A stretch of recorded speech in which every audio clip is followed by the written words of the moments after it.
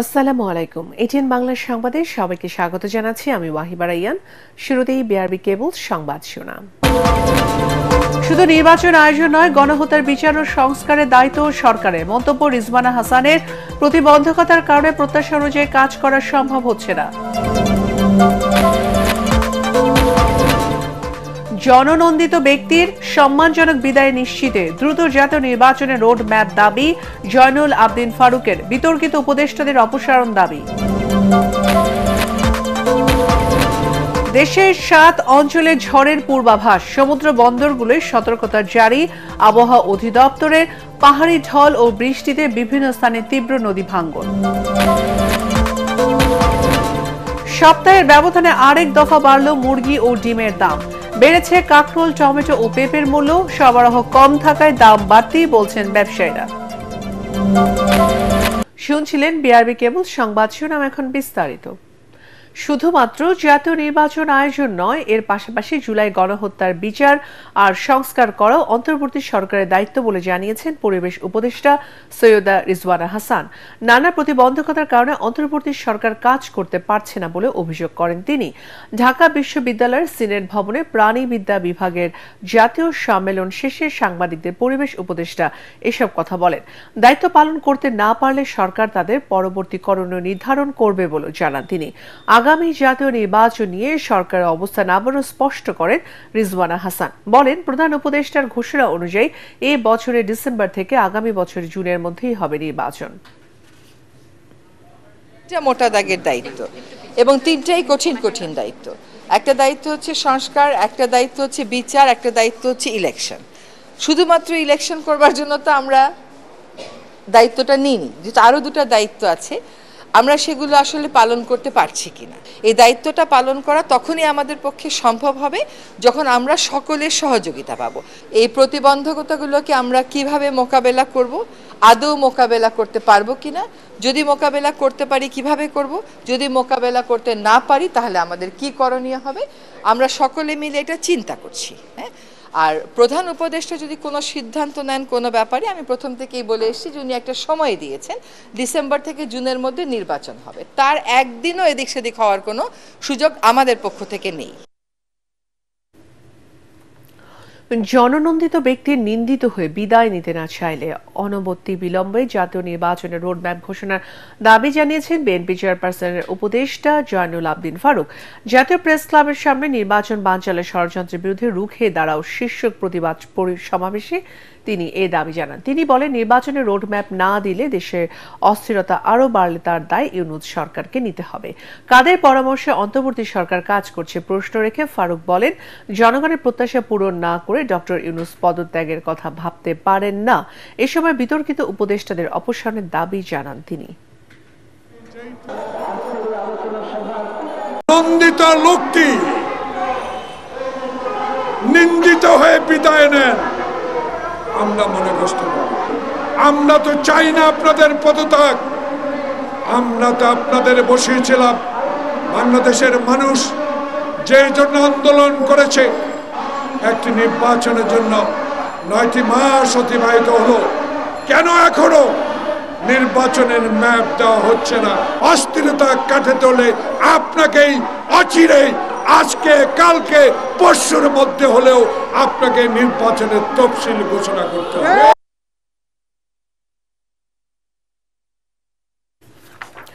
সপ্তাহের ব্যবধানে আবারও বেড়েছে মুরগি ও ডিমের দাম। সবজির বাজারে কিছুটা স্বস্তি থাকলেও দাম বেড়েছে কাঁকরোল, টমেটো ও পেঁপের। ব্যবসায়ীরা বলছেন, সরবরাহ কম থাকায় দাম বাড়তির দিকে। এদিকে মিনিকেটের দাম কিছুটা কমলেও অন্য সব চালের দাম অপরিবর্তিত। ঐশী গোস্বামী প্রমা রিপোর্ট। সাপ্তাহিক ছুটির দিনে সবজির বাজারে কিছুটা স্বস্তি বিরাজ করছে। দু একটা সবজি ছাড়া অন্যগুলোর দাম প্রায় একই রয়েছে। বাজারে দামি সবজির মধ্যে রয়েছে কাঁকরোল ও টমেটো, যা বিক্রি হচ্ছে প্রতি কেজি 80 থেকে 120 টাকা দরে। তবে পটল, চিচিঙ্গা, বরবটি, বেগুন সহ অন্যান্য সবজি বিক্রি হচ্ছে 50 থেকে 60 টাকা কেজিতে। ব্যবসায়ীরা বলছেন, সরবরাহ কম থাকায় দাম বেড়েছে কিছু সবজির। অবশ্যই জিনিসপত্রের দাম আগের তুলনায় কম এখন। দীর্ঘ 2-3 দিন যে বৃষ্টিটা হয়েছে, বৃষ্টির প্রভাব এখনো পড়ে নাই, মানে আপনার আরো 2-1 দিন গেলে বোঝা যাবে যে কি আসে বিষয়। সপ্তাহের ব্যবধানে কেজিতে 10 টাকা বেড়েছে ব্রয়লার মুরগির দাম।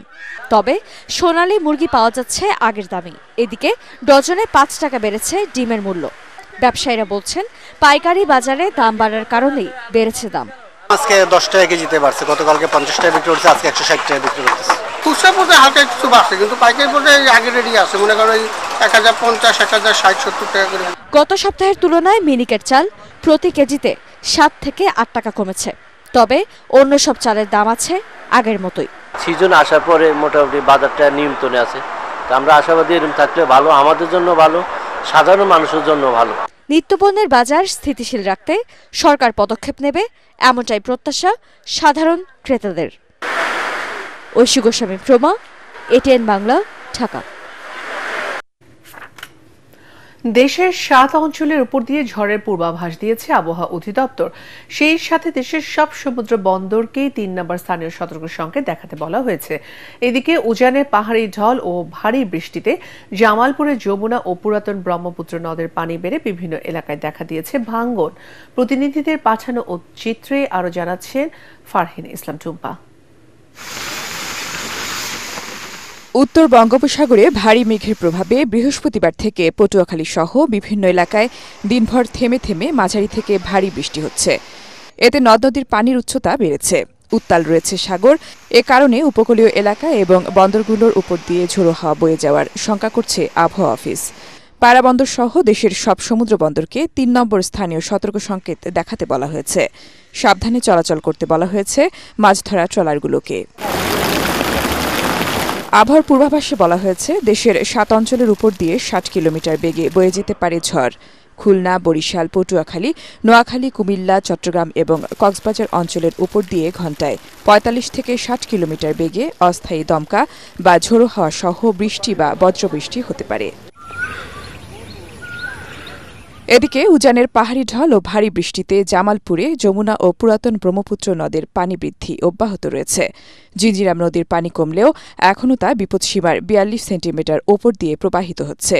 এতে দেওয়ানগঞ্জ উপজেলার পাথরের চর, গোয়ালকান্দা ও হারুয়াবাড়ি এলাকায় দেখা দিয়েছে নদী ভাঙন। ফলে হুমকির মুখে পড়েছে সানন্দবাড়ি জিঞ্জিরাম সেতু, সানন্দবাড়ি দেওয়ানগঞ্জ সড়ক, পাথরের চর বাজার, শিক্ষা প্রতিষ্ঠান সহ বহু স্থাপনা। বন্যা মৌসুমের শুরুতে ভয়াবহ যমুনা নদী ভাঙন চলছে।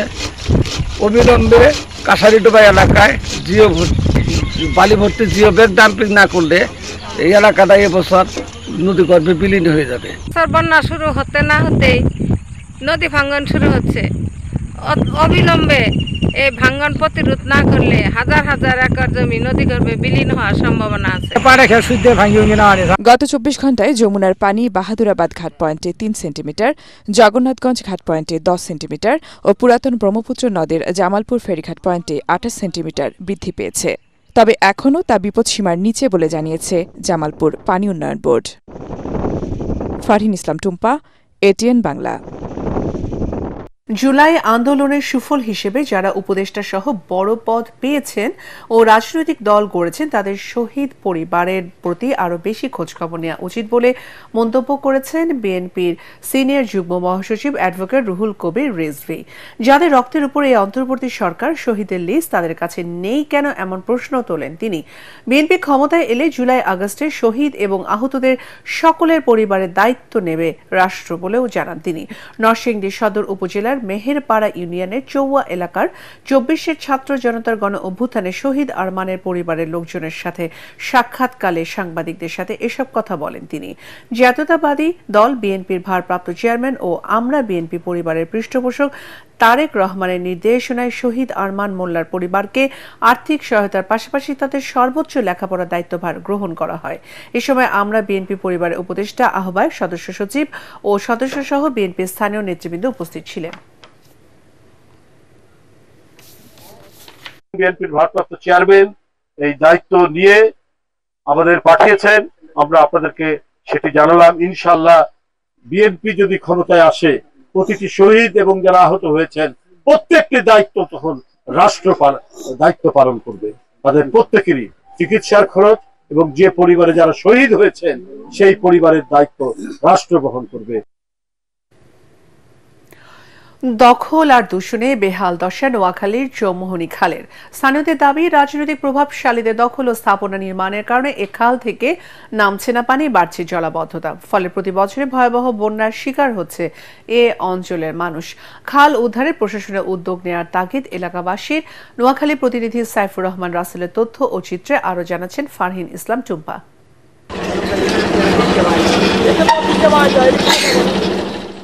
একসময় নোয়াখালীর চৌমোহনী খাল দিয়ে ডিঙি, মহাজনী আর সাম্পান নৌকা চললেও দখল ও দূষণে এখন পরিণত হয়েছে অভিশাপে। ভূমিদস্যুদের অবৈধভাবে দখল আর ভরাট করে ভবন নির্মাণের কারণে বন্ধ হয়ে গেছে খাল। জলাবদ্ধতার কারণে বর্ষা মৌসুমে ভয়াবহ বন্যার কবলে পড়ে নোয়াখালীর ৯টি উপজেলার ২২ লাখ মানুষ। স্থানীয়রা জানান, বন্যায় প্রতি বছরই গ্রামীণ পাকা সড়ক, কালভার্ট, ফসল ও মৎস্য খাতে ক্ষয়ক্ষতির পরিমাণ কয়েকশো কোটি টাকা। এককালে আটিয়াবাড়ি থেকে এই কোলাবাড়িয়া পর্যন্ত এখানে দুই পাশে সাম্পান নৌকা, মাহাজনী নৌকা, হাজার হাজার টন নৌকা এখানে থাকতো, মালামাল নিয়ে আসতো বিভিন্ন এলাকা থেকে। ভূমিদস্যুদের এবং জলদস্যুদের আক্রমণে পড়ে আজকে এই চৌমোহনীর খালটা, বৃহত্তর চৌমোহনী নোয়াখালীর খালটা আজকে ভরাট হয়ে যাচ্ছে। এই চৌমোহনী তথা নোয়াখালীর প্রত্যেকটি খাল যেন খনন করে মানুষকে আগাম বন্যার হাত থেকে যেন রক্ষা করে। দখলদারদের পাশাপাশি সড়ক বিভাগও কোনো পরিকল্পনা ছাড়াই খাল দখল করছে বলে অভিযোগ চৌমোহনী ব্যবসায়ী সমিতির। কোনো প্ল্যান ছাড়া এই গাইড ওয়ালটা করতেছে, খালের একটা বৃহৎ অংশ চলে গেছে, এখন এখান দিয়ে ড্রেনের মতো একটা জায়গা হয়ে গেছে। বন্যা জলাবদ্ধতার হাত থেকে রক্ষায় প্রশাসনের নজরদারি দাবি জেলাবাসীর। স্থানীয় সরকার, পৌরসভা তাদের নিজস্ব কর্মপরিধির মধ্যেই বিভিন্ন আপনার ড্রেন, খাল এগুলো পরিষ্কার পরিচ্ছন্ন করছে। পাশাপাশি আমাদের প্রশাসনিকভাবে যে অবৈধ উচ্ছেদ কার্যক্রম এটাও চলমান রয়েছে। চৌমোহনী খালের অবৈধ স্থাপনা উচ্ছেদ ও খাল খনন করে পানির স্বাভাবিক গতি ফিরিয়ে আনার দাবি নোয়াখালীবাসীর। Bureau report, ATN Bangla.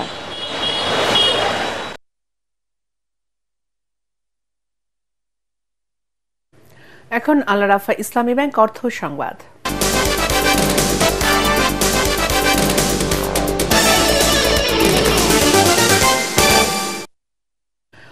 এই বছরের কোরবানির জন্য জামালপুর জেলার চাহিদার তুলনায় প্রায় দ্বিগুণ পশু প্রস্তুত করেছেন খামারিরা। ইতিমধ্যেই পাইকাররা বিভিন্ন খামার থেকে পশু কিনে দেশে বিভিন্ন স্থানে নিয়ে যাচ্ছেন।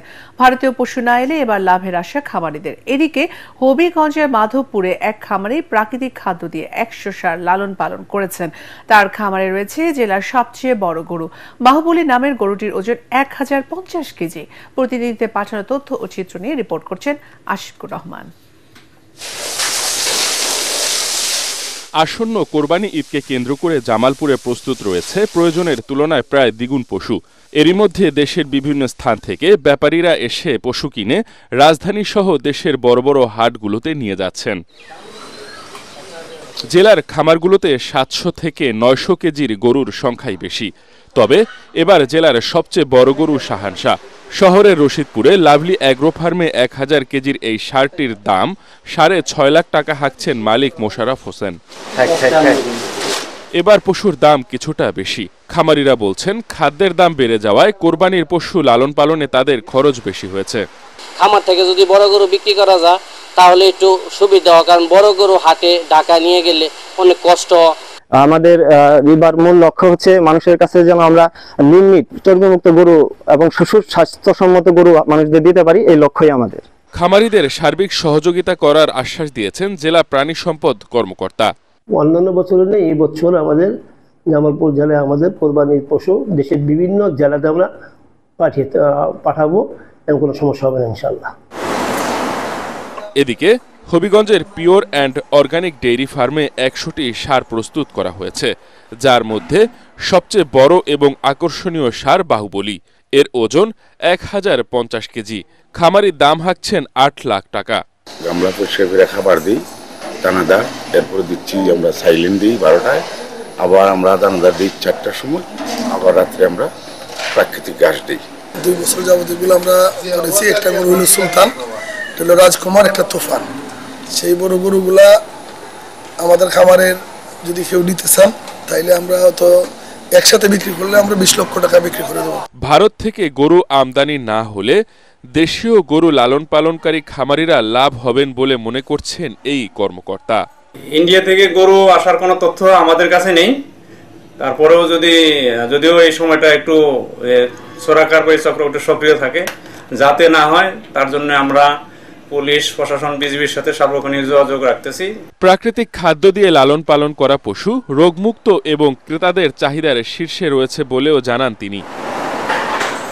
Bureau report, ATN Bangla. এখন আন্তর্জাতিক সংবাদ।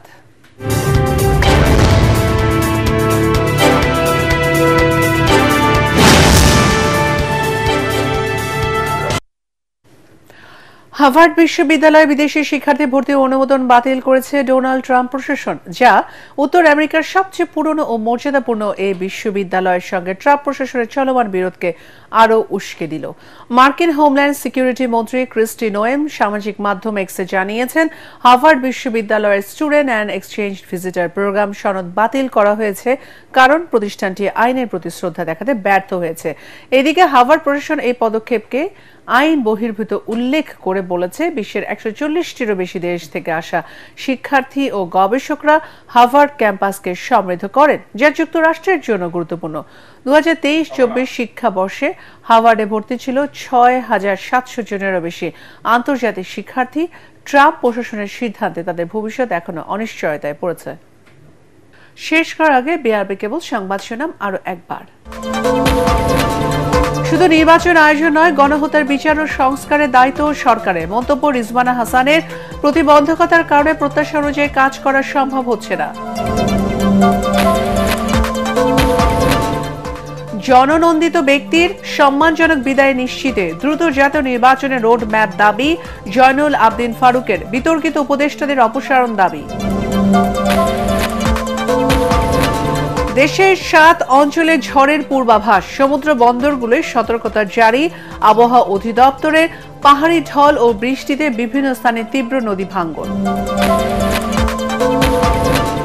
সপ্তাহের ব্যবধানে আরেক দফা বাড়ল মুরগি ও ডিমের দাম। বেড়েছে কাঁকরোল, টমেটো ও পেঁপের মূল্য। সরবরাহ কম থাকায় দাম বাড়তি বলছেন ব্যবসায়ীরা। পরবর্তী সংবাদ দেখার আমন্ত্রণ জানিয়ে এখনকার মতো শেষ করছি। এটিএন বাংলার সংবাদ ইউটিউবে দেখতে ব্রাউজ করুন, youtube/ATN Bangla News। ধন্যবাদ।